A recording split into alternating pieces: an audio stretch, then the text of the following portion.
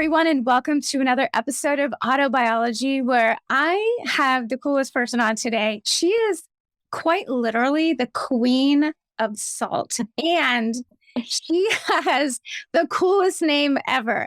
I would like to introduce Samantha Skyring, who is the CEO and founder of Oryx Desert Salt. Samantha, did I say that correctly? Oryx Desert Salt? In South Africa, we say Oryx Desert Salt. It's interesting. Everyone in America says Oryx, but we have a round O. It's an Oryx. Oryx. Okay, great. Well, welcome so much. I'm really excited to have you on today. So wonderful. Thank you. Could you tell me how in the world does somebody like yourself suddenly become interested in mining salt in the Kalahari Desert? Because that just blows my mind. Like, how does that happen? You know? It's quite a beautiful story, but if you don't mind, I'd quite like to step back a step, because I wonder if any of your listeners are wondering, what is an oryx? Because it's an unusual, it's a Latin name. And it is for this most exquisite masked creature that is endemic to the Kalahari Desert. And I had the fortunate experience many years ago, before I had a child and any real responsibility, of traveling in Namibia, which is the adjacent country to South Africa, also where the Kalahari Desert is. And I ended up walking 75 miles, 7 days through the Namib Desert. And I had close encounters with the oryx, literally within 10 feet. And so some years later, when I had the opportunity to create the salt brand, this beautiful masked creature, which has a heart on its forehead, for real, was the symbol that came to mind. And I subsequently learned that the oryx can go their whole lives without drinking water, but they can't go weeks without licking salt. The minerals and the trace elements are so essential to their survival, and also because salt's natural function is that it's hygroscopic. So by them licking salt frequently, it allows them to stay hydrated. And I learned that their hair is hygroscopic as well. So they absorb the desert dew and the moisture at nighttime, and they hydrate hypodermically, which is just phenomenal. So the salt is so absolutely essential for their survival in the desert. So it's quite amazing that their symbol is pertinent to the salt in itself. So that in itself, so you all understand. And one of the hashtags we say is spot the horns. And even if you haven't seen the logo, if you pop into Whole Foods or you see the product and you spot the horns, you'll know what I mean. I was going to ask you about that, because I've seen your hashtag around, and I was like, I'm not sure what that means. I have to ask her. But wow, I learned something new from you. I had no idea that there were animals that literally hydrate through their skin. That's incredible. I had no idea. I think it's one of the only animals that can, which is just really special. But to answer your question, so actually a colleague, associate of mine, had been on a search for a food product that had a spiritual quality to it. And synchronicity, with serendipity, he was sitting with the daughter of the owner of a salt pan, a gentleman by the name of Mr. Brown, who'd been in salt for 40 years. And he had been looking for a new source of salt. He's got many salt pans around South Africa. And he was then offered this particular salt pan, which is in the Kalahari, as a potential source. And so they did a lot of testing to see if it was viable, because the closest town is 175 miles away. And you drive 2.5 hours from the closest town, and there's literally nothing but a lot of sand. And then you enter a region where there are quite a few salt pans. And so they had to build a 7-mile road through the desert. So they needed to know whether it really was viable. And what they discovered, there's a 20 square mile salt pan, and they discovered underground a 55 million ton salt lake. And it is fed by underground streams that flow 100 and 300 feet underground, and they converge into this lake. They flow through ancient rock strata that have been geoscientifically tested at 280 million years old. And as they flow through these ancient duica, they pick up the vital minerals and trace elements that salt is supposed to have. And all minerals and trace elements come from the earth. And so it comes from this ancient rock strata together with the salt. And we draw it up onto the salt pan. And when we do, this salt water has not been touched by human hands. And for me, that's such a rare phenomenon and very exciting because it is so unpolluted. When Roland met Donna, he knew that this was a product, salt is in the Bible 49 times. It's in every religion. It's in every culture. There are so many stories. There's so much history around salt. Some of the major highways are salt routes. Celery comes from the word salt. I did know that. Yes. I learned that on my last podcast about salt. Okay, amazing. But he was selling it in bulk to Germany, but he didn't want to offer it in South Africa. So South Africa is really small in comparison to America. And I think he just felt that it was a lot of hard work and possibly not for the return. And he definitely had the vision that this quality of salt needed to be offered globally. I had just come out of an NGO. It was a project called 20,000 Drums. We ended up workshopping 30,000 children around the country with facilitated drumming workshops in very rural communities. The project was called Transformation Through Celebration. But we then hit the 2007 financial crash, and I had a son. And so that, there wasn't, it didn't make sense to continue putting my efforts and energy there. And so I started creating a product, and we built it up as a household brand in South Africa. And then about 7 years ago, I learned of Whole Foods, and I love what they stand for. I love the fact that you can go in and choose almost any product off shelf, and you know that it doesn't have any nonsense in it. So I put them as my wish list.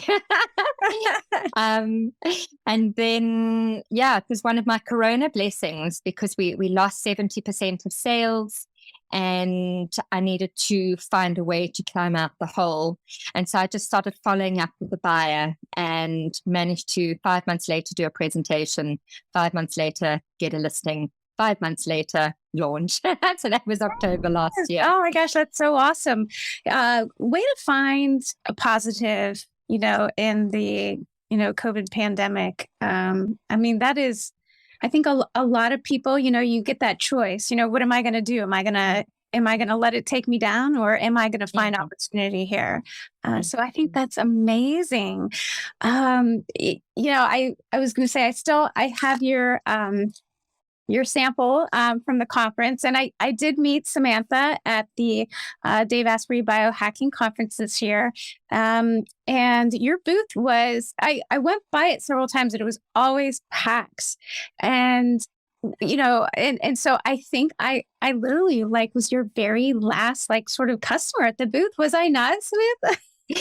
Pretty much, I think. Yes, last minute. And you had one left for me, and I was so amazing. But what I think that speaks to is people are interested in salt.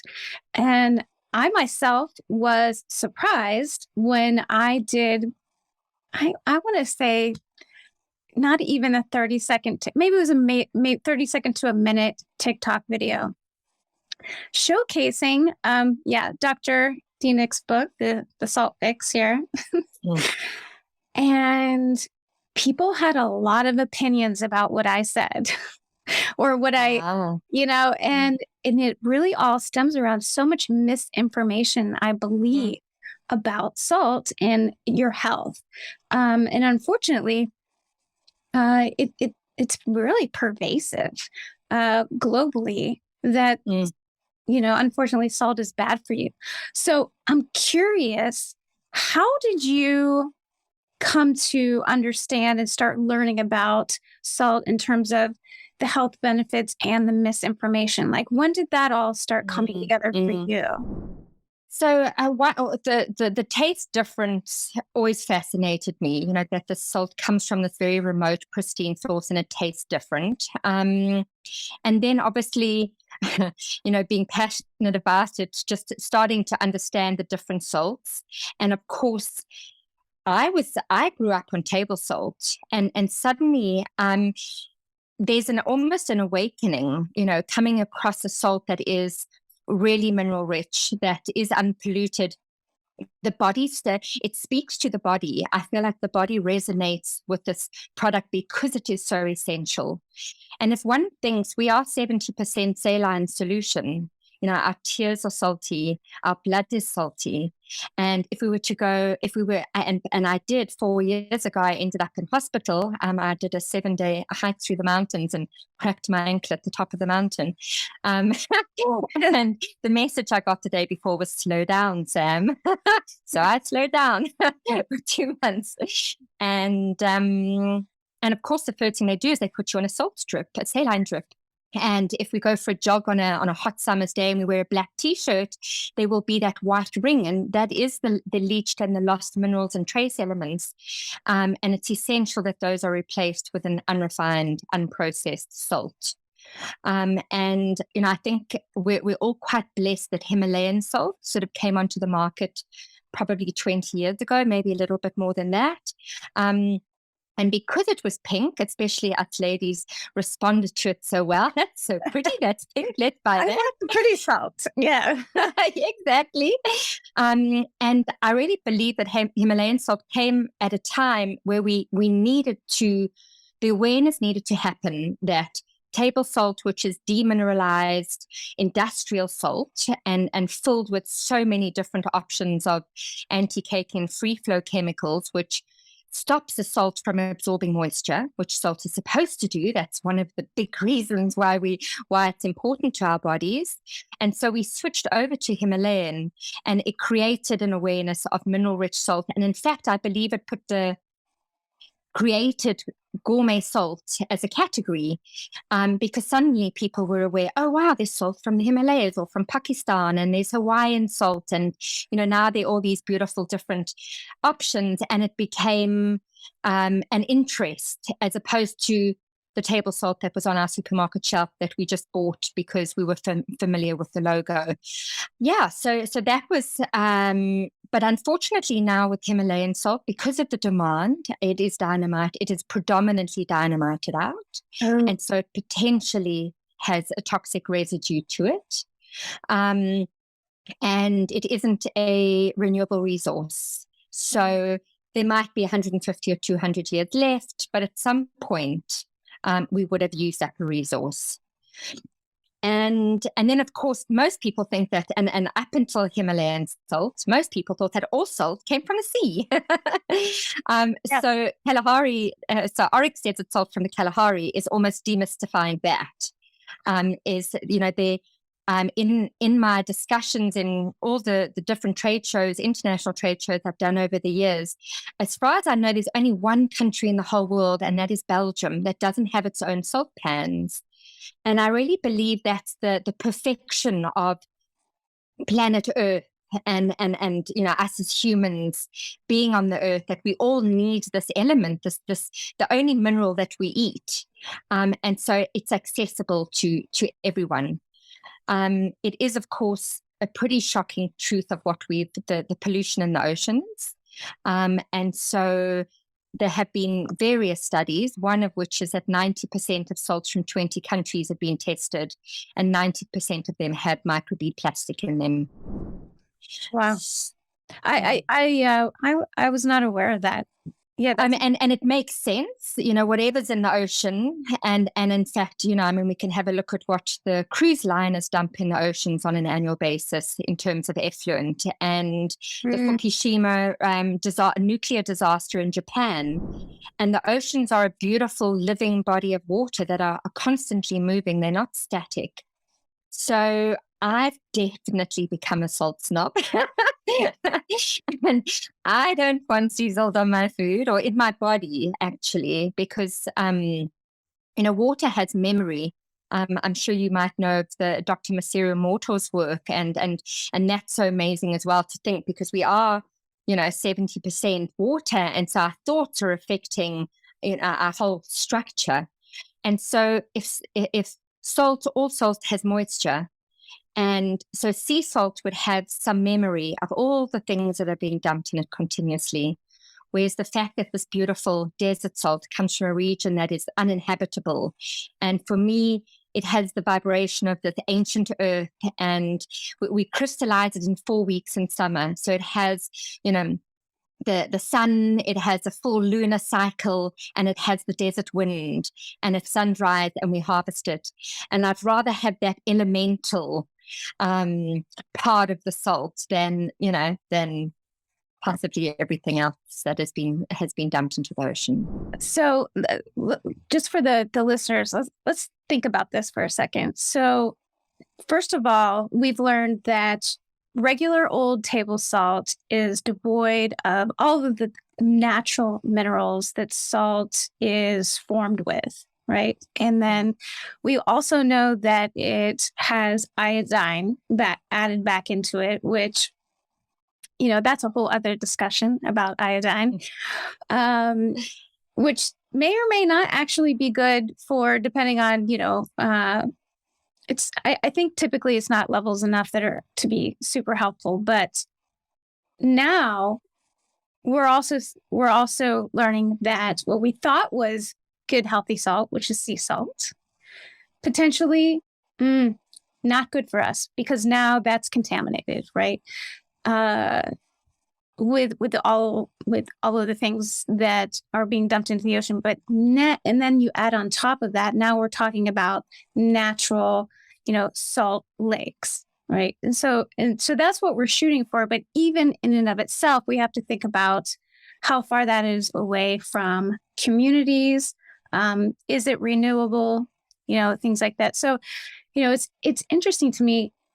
2 years ago, if you would have talked to me about salt, I would have just basically told you, "Oh, I love salt. I'm a saltaholic," But I never really stopped to think about, well, why do I love salt so much? And why is it that when I try to be healthy and cut salt out of my diet, that I actually feel worse?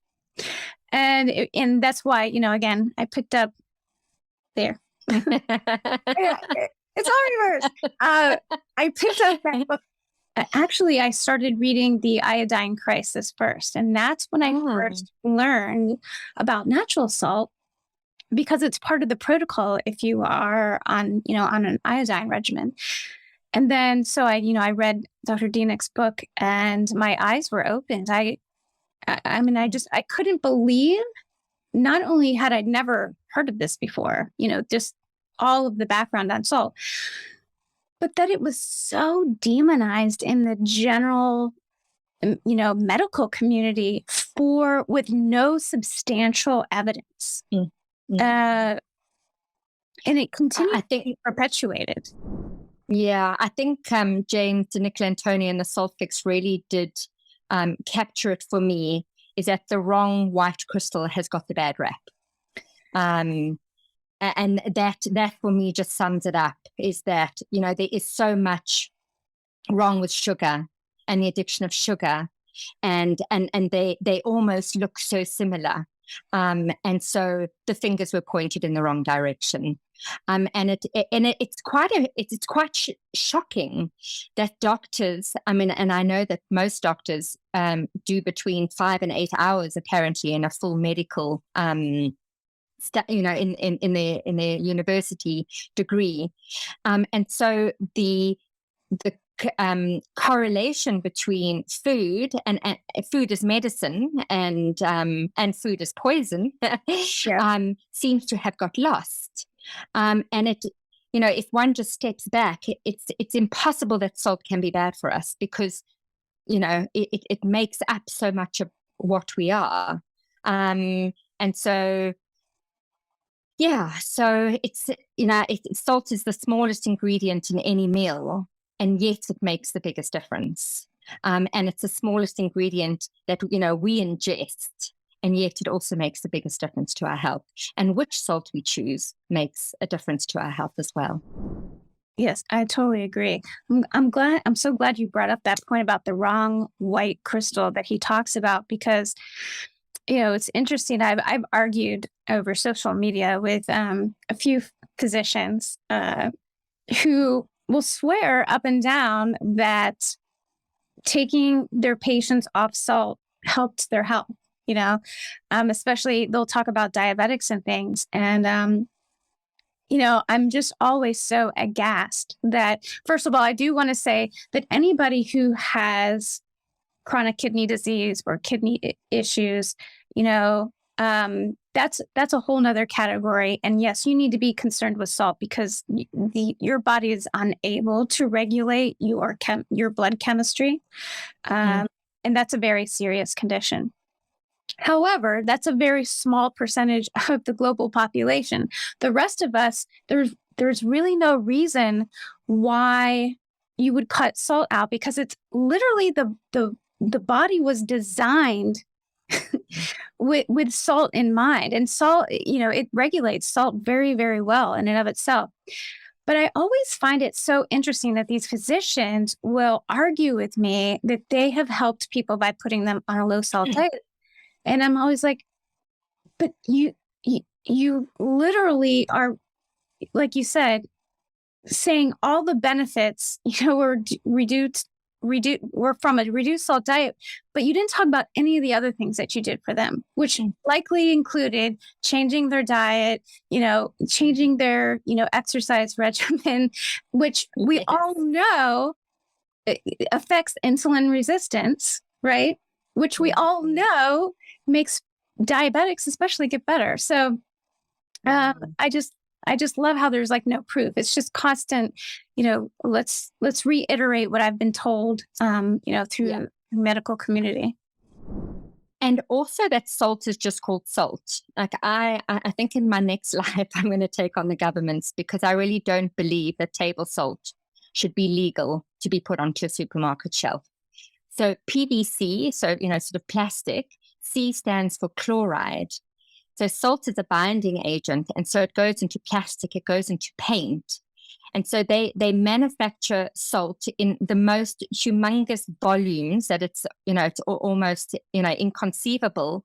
And of course, then they need it to flow freely, because salt absorbs moisture, so they can't have it clumping. They need to regulate the quantities in the plastic, the paint, etc. And so because they're creating this vast volumes of industrialized, demineralized salt, and sometimes it is bleached, let's put that in a product, into a packaging, and call it table salt, whereas I believe it should be called sodium chloride with chemicals, because it isn't salt. And I almost had I had a sort of an argument with one of our pharmacy chains, because when I put in that it was 100% pure, they said, no, it's got impurities, it's got the minerals and trace elements. And I was like, so I had to write a legal disclaimer that if there was any recourse. So they really should be very much defined: refined and processed table salt, and unrefined, unprocessed salt, as we've eaten for hundreds and thousands of years. And in fact, in the olden times, our intake of salt would have been much higher, because the salt was used for preserving. So all of the fermented vegetables and meats and fish were all preserved in salt. So actually, our salt intake would have been a lot higher than it is now. And in saying that, we always need to go back to what are we eating, and what is the source of what we're eating. If we are eating any products that are manufactured in any factory they are using table salt. And so, yes, the sodium chloride is higher than if you were to eat and, to have a plant-based or a natural, or you cook your own, and all your meals are made in your own kitchen. You know exactly what's going in, and you're choosing an unrefined, unprocessed, mineral-rich salt. So, speaking of mineral rich, what I find fascinating is when we're talking about unrefined, unprocessed salt from different parts of the world, the minerals are a little bit different, right? Depending on Yes, where it's mined. So, and I had learned previously too that the color of the salt depends on what type of minerals that it's flowing through, and that it picks up. Now I have to say, your salt is actually very, very light color. It's like the lightest color natural salt I've ever seen. white. Yes, it is. Like, I mean, it really looks like table salt because it's so white. Crystalline. Yeah, So yeah, true. yeah. No, I was just gonna say, I was just gonna ask you, like, what are some of the predominant minerals, that you are a little bit different, or the mineral makeup. It's so interesting that you say that. So I often compare a salt to wine, and I usually use that also in the taste. Different wines have different terroirs, and so Oryx Desert Salt has a very beautiful, full, gentle terroir. Which sort of picks up, all the taste buds are open, and it's very flavorful. And yes, I do believe that is also just a very specific balance of the minerals that comes from this particular, part of the desert and of the earth. And all salts have minerals, minerals and trace elements. They all slightly, have their own beautiful vibration or play of the minerals and the trace elements. So it does have it has potassium and magnesium, and it has approximately 75 as well, and they're all completely different ratios. So it's not something that I should have looked it up before we met. It's not something that I keep top of mind. My sense also is that where it comes from, it is so perfectly balanced by this ancient rock source, and in a place that is unpolluted, and so that balance feels like it's being created by nature. It's in perfect balance as nature intended for us to have. So it hasn't been adulterated or contaminated in any way. I find it fascinating that, I mean, that the rock in the soil makeup is over 280 million years old. I mean, that is mind blowing that we are able to access something that is that old, and consume it literally in the way that, our very first ancestors consumed it. I mean, that is literally mind blowing to me. It is mind blowing. I so agree with you, and also because you put such a sprinkle, it almost feels like a homeopathic dose of goodness and of the African spirit. And in fact, this whole region is where the first people, the Sand Bushmen, roamed freely for millennia, and so it really does have this beautiful quality of the elements, because it's in such a natural place that is far from industry or people. It feels like it's got some ancient wisdom in it. I believe that. I mean, can you actually explain to the audience where you are and where you're from, and a little bit about the area as well? Yes, amazing. So in Southern Africa, which makes up Namibia, Botswana, and South Africa, is a region called the Kalahari Desert. So the Kalahari Desert is 9 million hectares, and which is equivalent to 1.5 times the size of Texas. So it is a very, very vast area. And the desert even falls inside the Kalahari Basin, which is 3 times that size. And the closest town is a 2.5 hour drive and 175 miles. So, and it's quite interesting because there is an area which is very salt dense, and even when one does a trip into Botswana, which is a very beautiful natural environment with a lot of wildlife, and the Okavango Delta, which is quite famous, and there are the Makadikadi pans, which are also incredibly vast regions of salt. So I know in further south and east of this region is where a lot of our gold comes from, and there are veins of gold and veins of platinum, and yet this region just had this immense quantity of salt which just leaches out of the earth. It's just one of those, miracles and phenomenons on the planet. Yeah. It feels like a gift. It seems like it. I just can't. We were talking earlier, and that's definitely, South Africa is definitely on my bucket list. I know quite a few people, who have lived there and worked there over the years, and they all have different things to say, but the beauty of the land is just, touchable in terms of really feeling that natural, component of the earth there. So I'm just curious from your point of view, since you started Oryx Salt, can you tell me about maybe like one or two, like just mind-blowing, fascinating things that have happened, things that you would have never dreamed of, in your life had you not discovered this path of nature and what it could bring to you. I'm just curious, like, how has this changed you?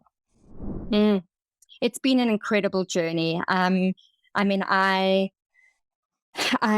seen this beautiful growth of my personal journey and my personal growth that is so linked to the business. As I grow, the business grows. As the business grows, I have to grow with it. I find it fascinating, the capacity of, I started packing grinders on my dining room table by myself. We now currently at the warehouse have about 10 packers, and we're about 23 staff in total. So the growth of the company has been amazing to witness. And the values by which I have been on this journey, I actually came out of a hard space with the father of my child, and I had to leave his country very quickly because it was the only safe thing that I had to do.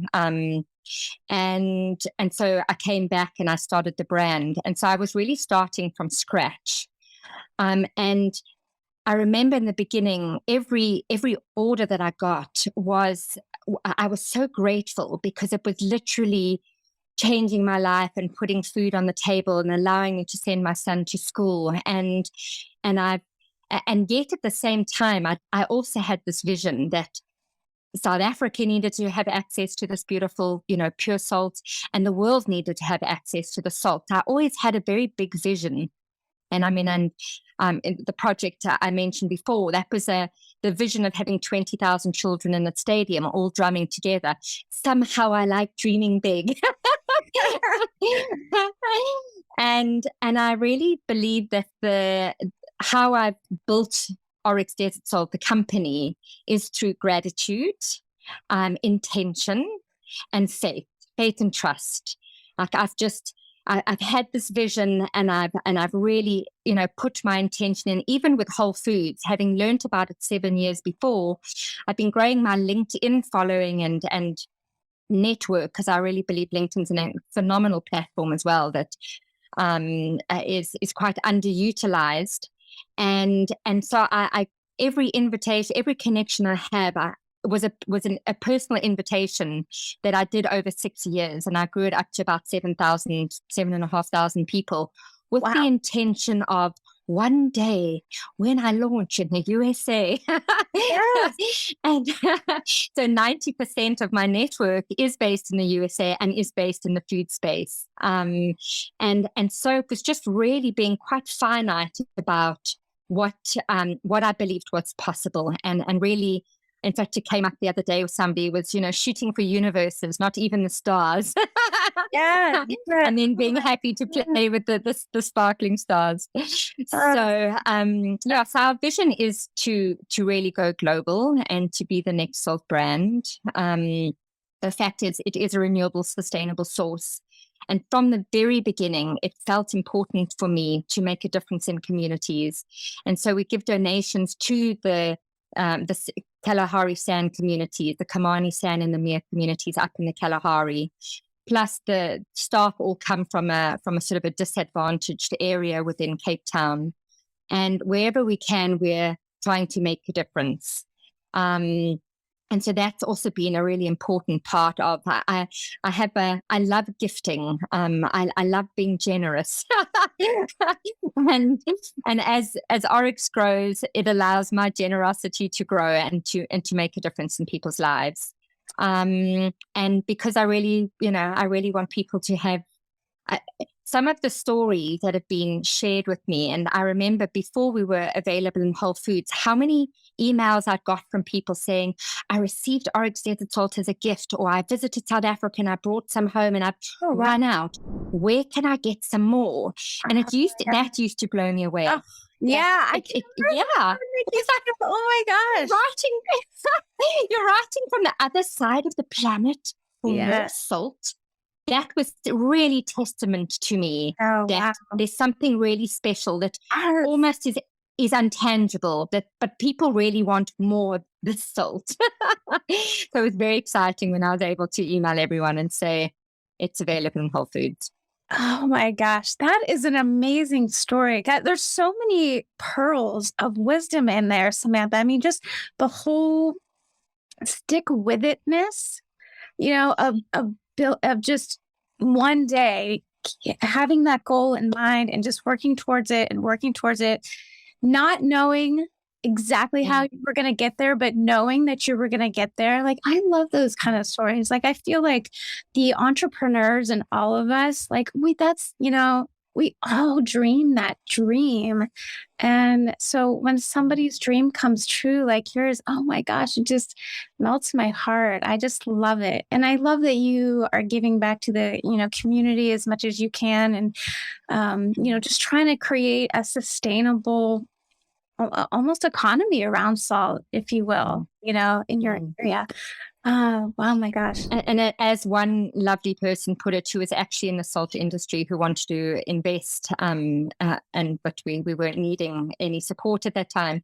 And he said he was amazed that we had taken a commodity and turned it into a sexy product. Yes. that was such a beautiful compliment because it's, in fact, one thing that's been really fascinating for me is what we pay for table salt. It's one of the cheapest products you can buy on shelf, right? Mm-hmm. So now, 1,000 years ago, 1,000 tons of gold, 1,000 tons of salt was worth 1,000 tons of gold. It was equivalent in value as gold was, because that's how valuable it was to us to preserving food, and because it was so important to be taking in salt. And now table salt has no value. It is so cheap. And I really believe because over the years we devalued it. We lost the understanding and the importance and the value of salt to our health. Yeah, so it's just to bring that awareness, the smallest little sprinkle in our food. But if we don't have it, we know that our meal can be a slop as well. And so just to give that little sprinkle the importance that it that it needs, that it deserves for our bodies. I love that. You made salt sexy again. Like, that's That's just like, I think I'm going to put that on a t-shirt, making salt sexy again, because that's what I'm trying to do, Samantha. I'm trying to make biology sexy again. And, Awesome. there's all kinds of sexy biology topics, right? But, I think like salt, people have devalued, health and understanding, what makes somebody really healthy. And, I think, knowing that we cannot live without salt, like how do people not understand that? How do you think that, how is it that even physicians have been lured into this false understanding? Misinformation. Yeah, it's just incredible, like you said.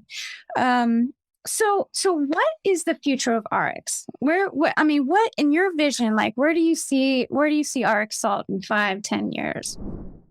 Yeah, I'd like it to be a household brand in the US. I'd love my next sort of strategy is to get it onto the airlines and to also get it on restaurant tables.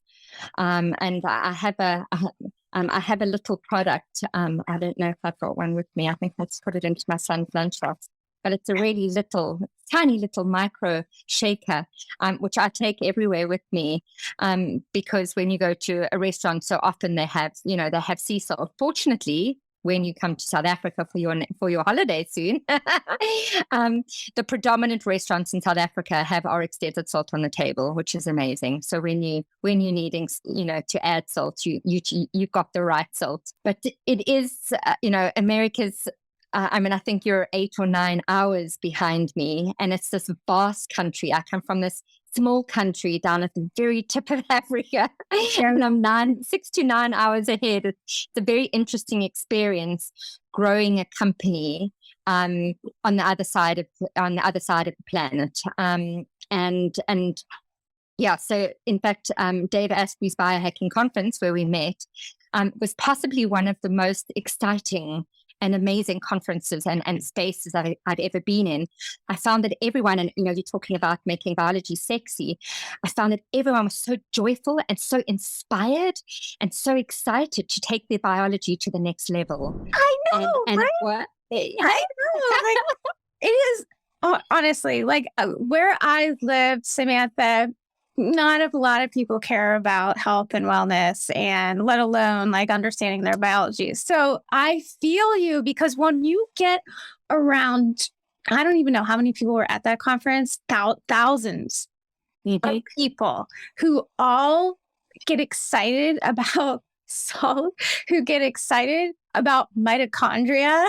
And biology, you're just like, oh, my people, thank you. Like, yes, exactly. But I felt like I was speaking to the converted. Everyone received it with such like excitement and openness. I didn't feel like I was having to try and convert them, and it was the most wonderful experience and a wonderful group of people to have met over 3 days. Yeah, but that would be a huge undertaking for you just to get there, and, travel wise and stuff. I can't even imagine. That was, I sound like a wimp because I was like dying from the 3-hour time change. I was all messed up, but I can't imagine you're coming from the other side of the world, and, at least 24 hours. Yeah. Yeah.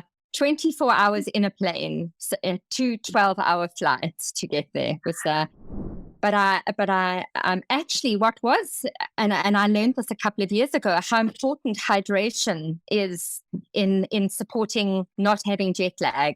That apparently jet lag is often from dehydration. And so I carried my big water bottle, and I have a beautiful new collaboration that's happening, a product in South Africa called Revive. And it has 1,000 milligrams of sodium, I think 200 milligrams of potassium, and 100 milligrams of magnesium. I think I've got the right ratio. And I think I had 4 of those. I had 3.5 liters, over 24, within a 24-hour period. And I landed, and I was very, very gentle. I didn't have the sort of the high energy that I often operate with. But I was also very fortunate that my best friend from the day I was born lives in LA, and I got to hang out with her and her beautiful family and have really good quality friendship time for 3 or 4 days before I went up to. So I was grounded, and I was in the time, and I was sleeping well before I arrived at the conference. But I really urge for people to put it on your bucket list. The next conference is in Orlando. It's in June, and it is really a very exciting. There were 79 speakers. I wish I could clone myself.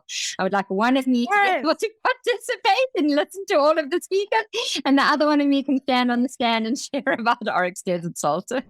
Yeah, I wonder about that, because as a partner of the conference, like, you don't get to go to any of the talks, and that is very unfortunate, because I am sure that you would find value with what you do and what everybody else does. And and that's, for me, that's the huge bonus of going there, is because I talk a lot about I'm an expert in certain biology topics, but I don't know what I don't know yet. And Yes. and those conferences always teach me things that I never even considered.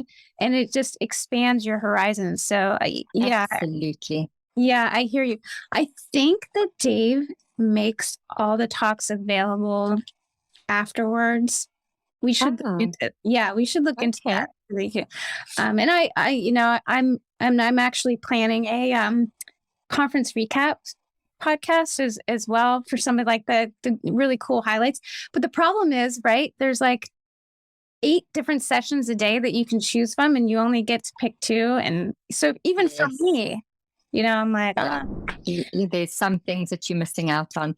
Fortunately, though, we have the beautiful internet, and yes, I mean, I've podcasts and audiobooks have been such an intrinsic part of my journey, and I've realized that being inspired is really one of the values and one of the pillars of strength that I've needed to build Oryx. It's just constantly listening to so many different people, and the beautiful things that are happening, and the information that's being shared for free. How many people are offering their knowledge, like yourself.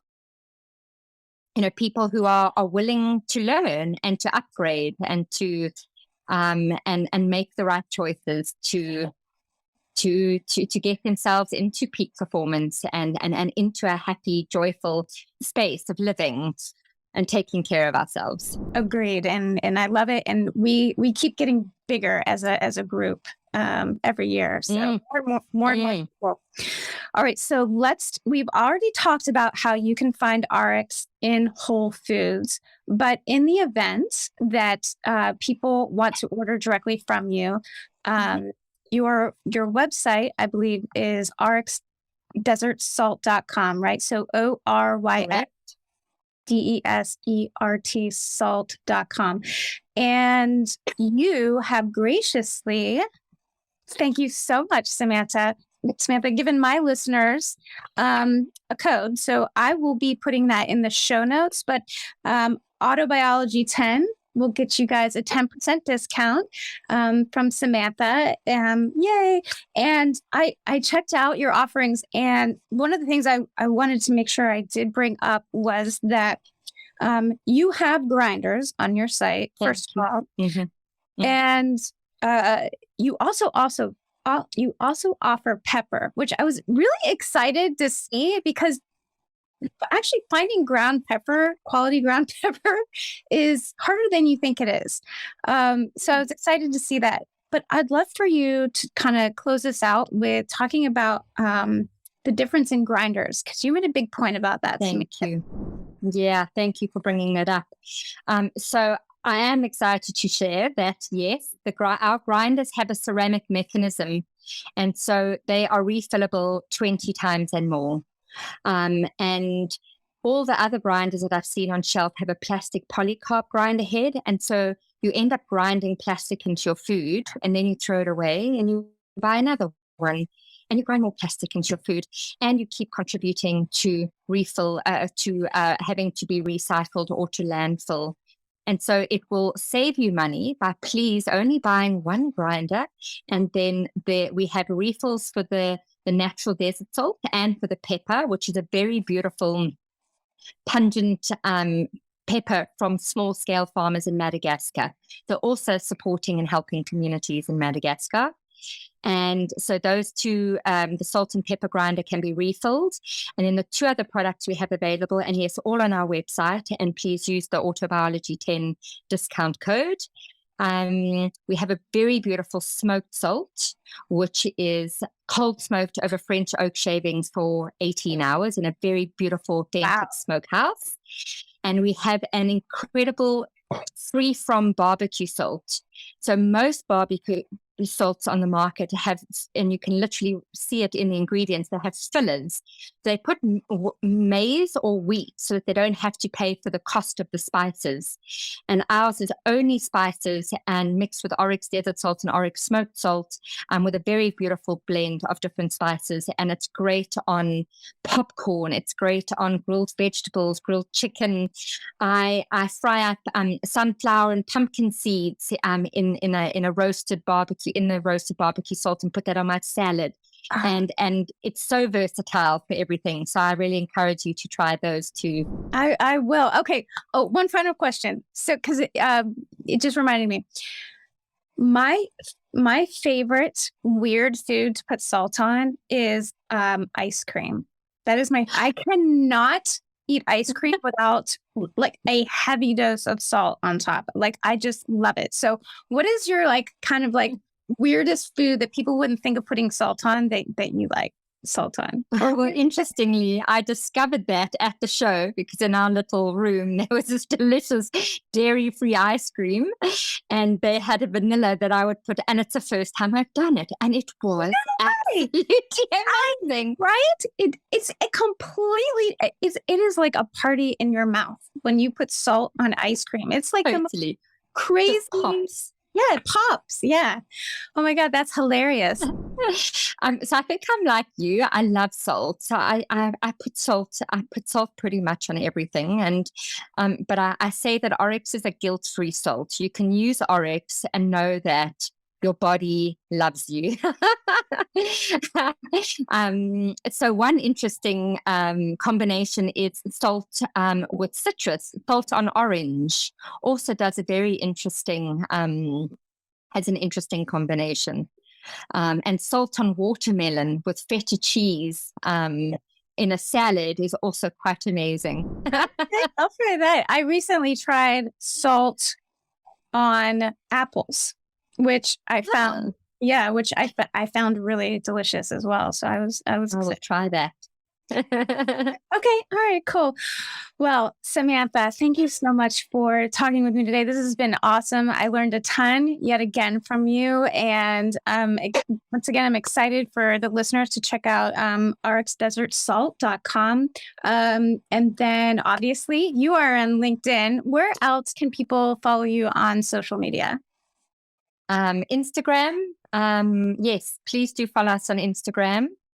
And we do have promotions and giveaways occasionally. And there's some very beautiful content coming through on we put a lot of effort in sharing some magic through our Instagram account. Okay, great. Oh, and I do want to say I was really impressed with your website, your resources section. You provide a ton of great literature on salt and, around the misinformation around salt, books and resources around salt. So that is great for people to check, another great reason to check out your website. Yes. So, I'm a huge fan of Dr. Mercola's articles on salt, and, I got to meet him at the conference and I was so excited. Me too. And I got to give him some salt as well. I was so excited. Okay. Yeah. I was really surprised how buff he is, right? He's in good shape for his age. He's in really good shape. Yeah. That was amazing. But oh my God, you got to give him salt. That's so cool. Okay. I did, yeah. All right. Thank you so much, Samantha. Wow. Thank you too, Jennifer. Wonderful.